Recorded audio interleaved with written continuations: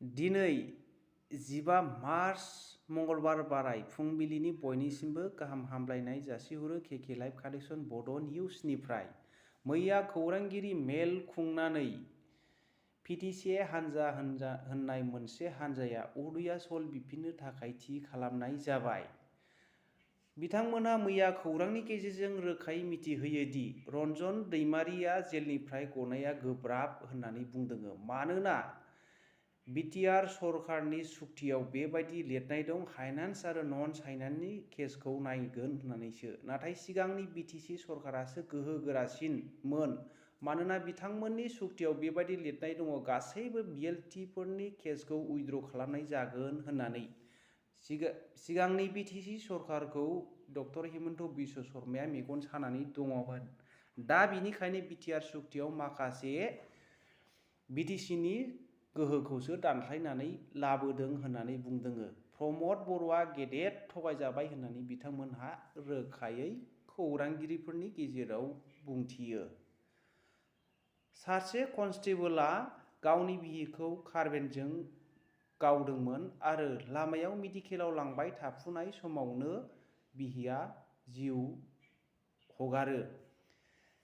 बिथांनि मुङा बिकी सेथियामोन। बिसिनि मुङा जयश्री सेथिया 29 बोसोरनिमोन। बिथांमोनहा 4 बोसोर मोजां मोनलायनानै हाबा जादोंमोन। दा कनस्टेबलखौ एरेस्ट खालामनाय जाबाय। बिसिनि उदैयाव दान 3नि गथ'बो दङमोन होननानै जोङो खौरांनि गेजेरजों रोखायै मिथिनो मोनो। एग्जाम जानायनि सिगांनो SS-12 थाखोनि रासायनारि एग्जामनि पेपारआ लिक जादोंमोन महाराष्ट्रआवहाय। सासे फरायसानिफ्राय बे पेपारखौ मोननाय जादों।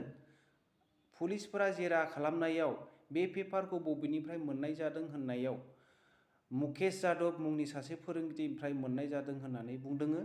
बियो कचिं सेन्टार सालायोमोन, बिनिफ्रायनो बे पेपारआ लिक जादों होननानै जोङो खौरांनि गेजेरजों रोखायै मिथिनो मोनो।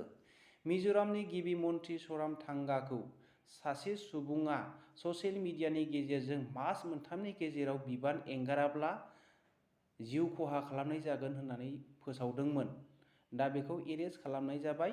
बिनि मुङा उर्फे आपया। गोबां सुबुंफ्रा आलफा उदंआव थांगासिनो दङ। माखासे सार्केलनि मावख'आव मावनाय सुबुंफ्राबो हाबदों। फारियै गासै बिथांमोननि मुङा दिबाकर कलिता, कमल सरनिया 20 बोसोरनि, बिसोरो बाजली ओनसोलनि थागिबि। बिजु बरग'हाइन डिब्रुगड़नि, पार्थज्यति कनवार धेमाजि डिस्ट्रिक्टनि, बीरेन सेथिया शिबसागरनि, सुनि गगৈ शदियानि। बिथांमोनानो दा गोदानै आलफा उदांआव हाबैनानै दङ। 2022 आरो 2023 मायथाइनि बाजेट सेसनाव जगदीश मुखी बुंबाय थानायाव उल्था बाथ्रा दान्थेबाय थानायाव मानगोनां उकिल गगैखौ बाजेट सेसननिफ्राय सानसेनि बाहेरायाव दिहुननाय जायो। दिनै 10 थाखोनि फाइनाल एग्जामआ जागोन। बयनिसिमबो सोरजिगिरि आफा इसोरनि मुङाव बेस्ट अफ लाक, गाहामै लिरनो हाथों आरो उथ्रिनो हाथों। जोंनि भारत हादर आरो समाजआ गोग्गो सोलोंथाइ गोनां समाज जाथों, बेखौनो इसोरनियाव गाहाम कामना खालामनाय जाबाय। बाक्सा जिल्लानि सालबारि महकुमायाव थानाय कमलाबारि गामिनि प्रदीप बसुमतारिनि बिसि हुमा बसुमतारि आरो अनसुमै बसुमतारिजों सानैजों दोनखारलायबाय। हुमा बसुमतारिहा फिसाज्ला 6 बोसोरनि दंखायो आरो अनसुमै बसुमतारिहा 3-4 बोसोरसोनि गथ' दंखायो होननानै जोङो खौरांनि गेजेरजों मिथिनो मोनो। मिथिनो मोननाय बायदिब्ला प्रदीप बसुमतारि बा हुमा बसुमतारिनि फिसाइया महाराष्ट्रआव खामानि मावनो थाहैनानै दङ होननानै बुंदों आरो अनसुमैहाबो बिसिया न'आवनो दंखायो होननानै जोङो मिथिनो मोनो। थांनाय सुक्रुबार मोनानि 12 रिंगायाव बिसोर सानैबो खारदों होननानै बुंदों। बे जाथाया बिमायनो मुगैथावथाव। बिनिखायनो बिथांमोनखौ हमनानै दोननो थाखाय न'खरनि मानसिफोरा गुरै खावलायहरदों आरो बिसोरखौ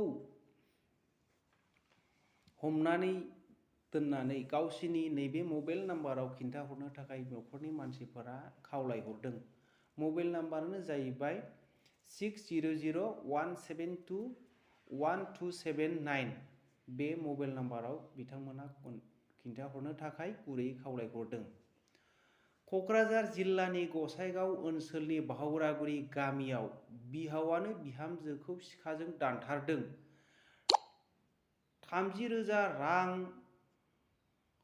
दाबिनायाव मोनैनि थाखाय खैसार खालामनानै बुथारदों होननानै बिहावा खौरांगिरिनि गेजेरजों आरो मैया पुलिसफोरनि गेजेराव रोखायै बुंथियो। बिहावनि मुङा कुरबान आली दा खारनानै दङ आरो बिसाय मुजिजुर रेहमानखौ हमनो हाबाय होननानै जों खौरांनि गेजेरजों मिथिनो मोनो। हिनजावसानि मुङा निजिम बिबिमोन आरो उदैयाव गथ'बो दङमोन होननानै हिनजावसानि बिफाया खौराङाव रोखायै मिथिहोयो। रादाबा एसेनोसै। रादाबखौ जोबनायसिम नायनायनि थाखाय बयनिसिमबो साबायखर थाबाय। गोजोन्थों।